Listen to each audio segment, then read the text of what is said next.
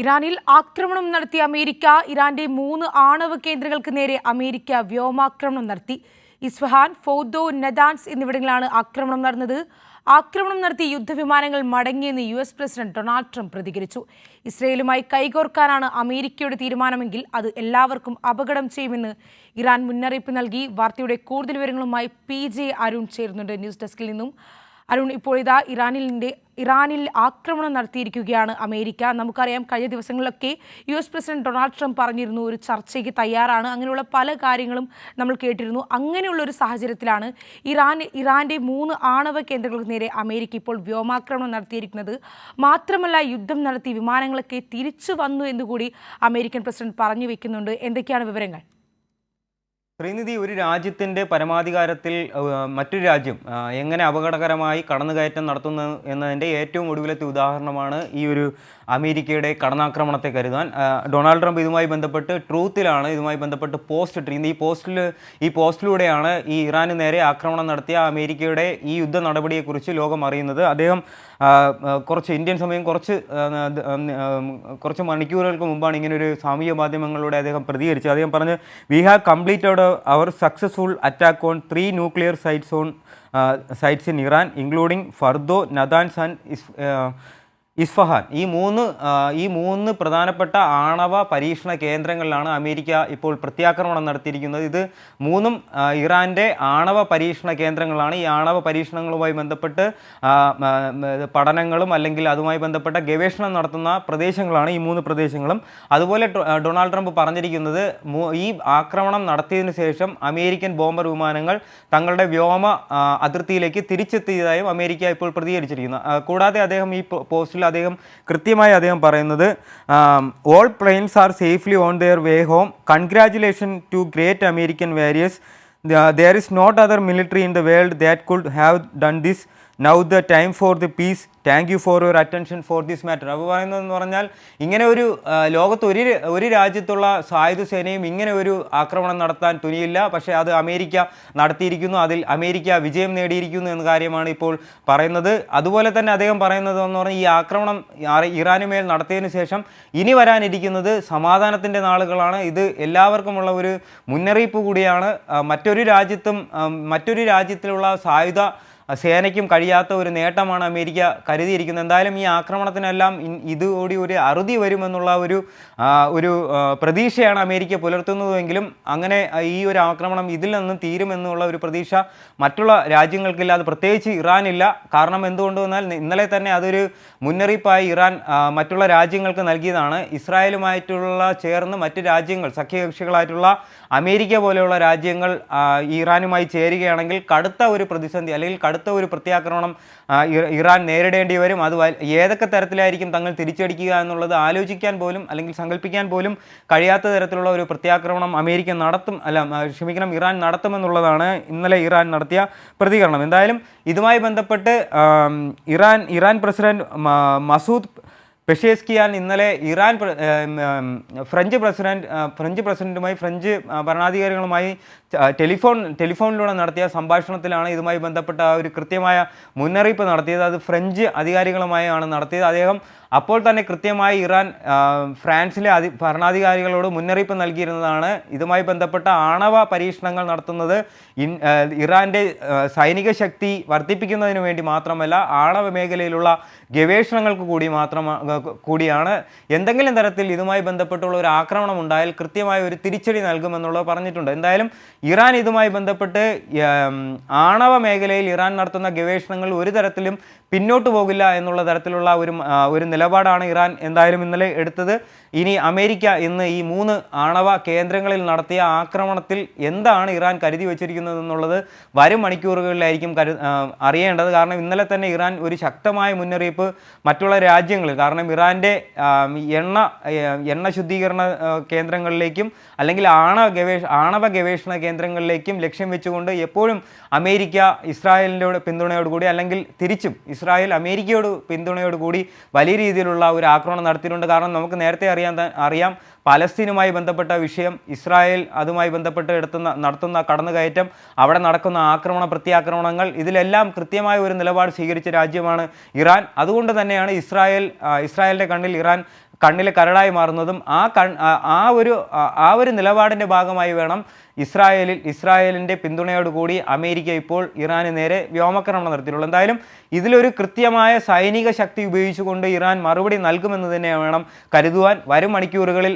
അതുമായി ബന്ധപ്പെട്ട ഇറാൻ്റെ നിലപാട് നമ്മൾ എന്താണെന്ന് അറിയേണ്ടതുണ്ട്. ഇറാൻ എത്രമാത്രം സൈനിക ശക്തി അമേരിക്കയ്ക്കെതിരെ അല്ലെങ്കിൽ ഇസ്രായേലിനെതിരെ പ്രയോഗിക്കുമെന്നുള്ള കാര്യങ്ങളാണ് ഇനി അറിയാനുള്ളത്. ശ്രീനിധി, വിജയരുൺ പറഞ്ഞതുപോലെ തന്നെ ഏറ്റവും ശ്രദ്ധേയമായ കാര്യമാണ് ഡൊണാൾഡ് ട്രംപിൻ്റെ സോഷ്യൽ മീഡിയയിലെ പോസ്റ്റ് തന്നെയാണ് ഏറ്റവും ശ്രദ്ധേയമായ കാര്യം.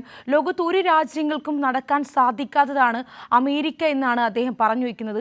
അതിനു പുറമേ തന്നെ ഇത് ഏറ്റവും വലിയൊരു കാര്യമാണ്. അതുകൊണ്ട് തന്നെ എല്ലാ അമേരിക്കൻ സൈനികർക്കും അഭിവാദ്യം അർപ്പിക്കുന്നു എന്ന രീതിക്കാണ്, അഭിനന്ദനങ്ങൾ അർപ്പിക്കുന്നു എന്ന രീതിക്കാണ് ഡൊണാൾഡ് ട്രംപ് പറഞ്ഞു വയ്ക്കുന്നത്. അതോടൊപ്പം മറ്റൊരു ശ്രദ്ധേയമായ കാര്യമാണ് ഇറാൻ പരമോന്നത നേതാവ് ആയത്തുള്ള അലി ഖമനയി പറഞ്ഞു വയ്ക്കുന്നുണ്ട്. നേരത്തെ ഇസ്രായേൽ പറഞ്ഞിരുന്നു ആയത്തുള്ള അലി ഖമനയെ വധിക്കാനുള്ള ശ്രമങ്ങളൊക്കെ നടത്തുമെന്നത്. അതുകൊണ്ട് തന്നെ അദ്ദേഹം പറഞ്ഞു വെക്കുന്നുണ്ട് ഏതെങ്കിലും സാഹചര്യത്താൽ തനിക്ക് എന്തെങ്കിലും പറ്റിക്കഴിഞ്ഞാൽ പകരം നേതൃത്വം ഏറ്റെടുക്കാനായി ചിലരെ നിർദ്ദേശിച്ചു വച്ചിരിക്കുന്നു എന്നത്. അതുമായി ബന്ധപ്പെട്ട് ഏതെങ്കിലും തരത്തിലുള്ള റിപ്പോർട്ട് അങ്ങനെ എന്തെങ്കിലും പുറത്തു വരുന്നുണ്ടോ? ശ്രീനിധി, ഇതുമായി ബന്ധപ്പെട്ട് ഇറാൻ പ്രസിഡന്റ് മസൂദ് പെസേഷ്കിയാനാണ് ഇതുമായി ബന്ധപ്പെട്ടുള്ള ഒരു മുന്നറിയിപ്പ് മറ്റുള്ള രാജ്യങ്ങൾക്ക് പ്രധാനമായും നൽകിയിരിക്കുന്നത്. നേരത്തെ ശ്രീനിധി സൂചിപ്പിച്ച പോലെ തന്നെ ഇറാനിലെ പരമോന്നത നേതാവ് നേരത്തെ തന്നെ അങ്ങനെ ഒരു മുന്നറിയിപ്പ് മറ്റുള്ള രാജ്യങ്ങൾക്ക് നൽകിയിരുന്നു. ഈ അമേരിക്ക പ്രധാനമായും സഖ്യകക്ഷിയായി ഇറാനോടൊപ്പം ചേരുന്നുണ്ടെങ്കിൽ കൃത്യമായ ഒരു തിരിച്ചടി അമേരിക്ക പ്രതീക്ഷിക്കണമെന്നുള്ള തരത്തിൽ തന്നെയാണ് ഇന്നലെ ഇതുമായി ബന്ധപ്പെട്ട് ഇറാൻ്റെ പരമോന്നത നേതാവും അതുപോലെ ഇറാൻ്റെ പ്രസിഡൻറ്റും പ്രതികരിച്ചത്. നേരത്തെ ഞാൻ സൂചിപ്പിച്ച പോലെ തന്നെ ഇതുമായി ബന്ധപ്പെട്ട ആദ്യ പ്രതികരണം ഇറാൻ നടത്തിയിരിക്കുന്നത് ഫ്രഞ്ച് പ്രസിഡന്റ് ഇമ്മാനുവൽ മാക്രോണുമായി ആയിരുന്നു. അദ്ദേഹവുമായി നടത്തിയ ഫോൺ സംഭാഷണത്തിലാണ് ഇങ്ങനെ ഒരു കൃത്യമായ ഒരു നിലപാട് ഇറാൻ പ്രഖ്യാപിച്ചത്. എന്തായാലും നേരത്തെ ഞാൻ സൂചിപ്പിച്ച പോലെ തന്നെ അമേരിക്ക നേരത്തെ തന്നെ ഇറാൻ മേലെ ഭീഷണി ഉയർത്തുന്നുണ്ടെങ്കിലും ഒരു പ്രത്യക്ഷപരമായ ആക്രമണ പ്രത്യാക്രമണങ്ങളിലേക്ക് പോകുന്നത് ഇതാദ്യമായാണ്. നേരത്തെ തന്നെ ഭീഷണി മുഴക്കാറുണ്ടെങ്കിലും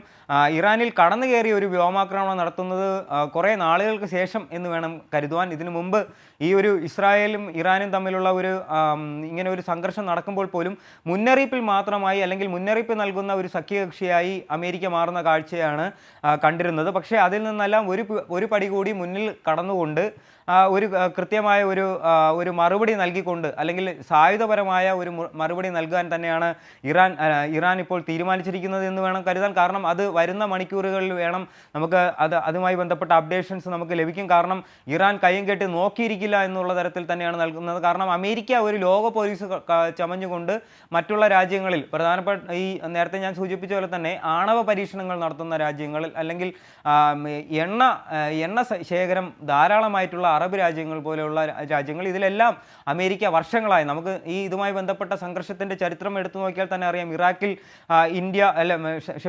US വർഷങ്ങളായി കടന്നു കയറിയ ഒരു അധിനിവേശം നമ്മൾ കണ്ടതാണ്. അതുമായി ബന്ധപ്പെട്ട് താലിബാനെ വളർത്തിക്കൊണ്ടുവന്ന് തന്നെ ഇറാഖിൽ ഒരു രാഷ്ട്രീയ അസന്തുലിതാവസ്ഥ വളർത്തിയ ഒരു രാജ്യമാണ് അമേരിക്ക.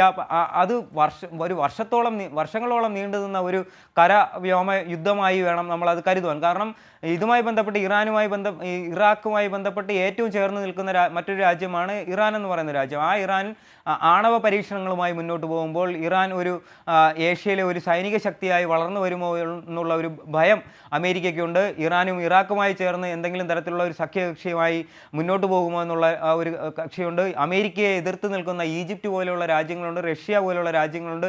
ഇവരുമെല്ലാം ചേർന്നുകൊണ്ട് ഇറാൻ ഒരു സഖ്യകക്ഷിയായി പ്രവർത്തിക്കുമോ എന്നുള്ള ഒരു ഉൾഭയം അമേരിക്കയ്ക്കുണ്ട്. അതുകൊണ്ട് തന്നെയാണ് ആണവ പദ്ധതികളിൽ നിന്ന് പിന്നോട്ട് പോകണമെന്നുള്ള ഒരു നിർദ്ദേശം ഇറാന് മുന്നിൽ അമേരിക്ക വെക്കുന്നതും. അതുകൊണ്ട് തന്നെയാണ് നേരത്തെ ഞാൻ സൂചിപ്പിച്ച പോലെ തന്നെ അമേരിക്കയുടെ ഈ ഒരു വിരട്ടലിനെല്ലാം ഇറാൻ കീഴ്പ്പെടാതെ പോകുന്നത്. കാരണം നേരത്തെ തന്നെ ഇറാൻ പറയുന്നുണ്ട് തങ്ങൾ ആണവ പരീക്ഷണങ്ങൾ നടത്തുന്നത് തങ്ങളുടെ സൈനിക പദ്ധതിയുമായി ബന്ധപ്പെട്ട് മാത്രമല്ല, വരുന്ന നാളുകളിൽ ഊർജ്ജ മേഖലയിൽ ആണവ പദ്ധതികൾക്ക് വലിയ രീതിയിലുള്ള ഒരു സംഭാവന നൽകാൻ കഴിയും. അത് മുന്നിൽ കണ്ടുകൊണ്ടാണ് തങ്ങൾ ഈ ആണവ പരീക്ഷണങ്ങളും ആണവ കേന്ദ്രങ്ങളും നിലനിർത്തി പോരുന്നത്. അതുകൊണ്ട് തന്നെ അതിൽ അമേരിക്കയ്ക്ക് ഇടപെടേണ്ട ആവശ്യമില്ല, അമേരിക്ക ഇടപെടേണ്ട ആവശ്യമില്ല. അഥവാ അമേരിക്ക ഇടപെട്ടാൽ തന്നെ എന്തെങ്കിലും ഒരു തരത്തിലുള്ള തിരിച്ചടി നൽകിയാൽ തന്നെ തങ്ങൾ ഈ ഒരു പദ്ധതിയിൽ നിന്നും ഒന്നും പിന്നോട്ട് പോകില്ല എന്നുള്ള തരത്തിലുള്ള ഒരു നിലപാട് തന്നെയാണ് ഇറാൻ സ്വീകരിച്ചു പോരുന്നത്. എന്തായാലും അമേരിക്ക ഇക്കാര്യത്തിൽ കൃത്യമായ ഒരു നിലപാട് സ്വീകരിച്ചത് വഴി വലിയൊരു രീതിയിലുള്ള ഒരു യുദ്ധത്തിനാണ് ഇപ്പോൾ വഴിമരുന്നിട്ടിരിക്കുന്നത് വരുന്ന മണിക്കൂറുകളിൽ. കാരണം ഇറാനുമായി ബന്ധപ്പെട്ട് ഏഷ്യൻ രാജ്യമാണ്, ഇന്ത്യൻ സമയവുമായി ബന്ധപ്പെട്ട് ഇനി കാര്യങ്ങളെല്ലാം ഈ പുലർച്ചയോട് അടുക്കുന്നതേ ഉള്ളൂ. അപ്പോൾ തന്നെ അതുകൊണ്ട് തന്നെ ഈ മേഖലയിൽ എന്തെല്ലാം ഇന്ന് തന്നെ ഈ ഒരു നിമിഷത്തിൽ തന്നെ ഈ വരുന്ന മണിക്കൂറുകൾ തന്നെ ഒരു കരയുദ്ധത്തിലേക്കോ അല്ലെങ്കിൽ വ്യോമമാർഗങ്ങൾ ഉപയോഗിച്ചുകൊണ്ടോ അമേരിക്കയ്ക്കെതിരെ അല്ലെങ്കിൽ ഇസ്രായേലിനെതിരെ കടുത്ത ഒരു വ്യോമാക്രമണം അല്ലെങ്കിൽ കര വഴിയുള്ള ഒരു ആക്രമണത്തിലേക്ക് ഇറാൻ കടക്കുമോ എന്നാണ് ഇനി നമുക്ക് കണ്ടറിയേണ്ടത്. ശ്രീനിധി. ശരി, ഇറാനിൽ ആക്രമണം നടത്തിയ അമേരിക്ക. ഇറാന്റെ 3 ആണവ കേന്ദ്രങ്ങൾക്ക് നേരെ അമേരിക്ക വ്യോമാക്രമണം നടത്തി. ഇസ്ഫഹാൻ, ഫോർദോ, നദാൻസ് എന്നിവിടങ്ങളിലാണ് ആക്രമണം നടന്നത്. ആക്രമണം നടത്തി യുദ്ധവിമാനങ്ങൾ മടങ്ങിയെന്ന് US പ്രസിഡന്റ് ഡൊണാൾഡ് ട്രംപ് പ്രതികരിച്ചു.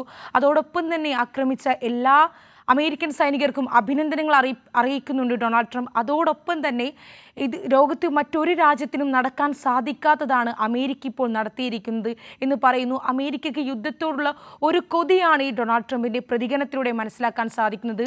ഇസ്രയേലുമായി കൈകോർക്കാനാണ് അമേരിക്കയുടെ നീക്കമെങ്കിൽ അത് എല്ലാവർക്കും അപകടം ചെയ്യുമെന്ന് ഇറാൻ അതോടൊപ്പം തന്നെ മുന്നറിയിപ്പ് നൽകുന്നുണ്ട്. ന്യൂസ് ഡെസ്കിൽ നിന്ന് PJ അരുണാണ് വാർത്തയുടെ വിവരങ്ങൾ നൽകിയത്.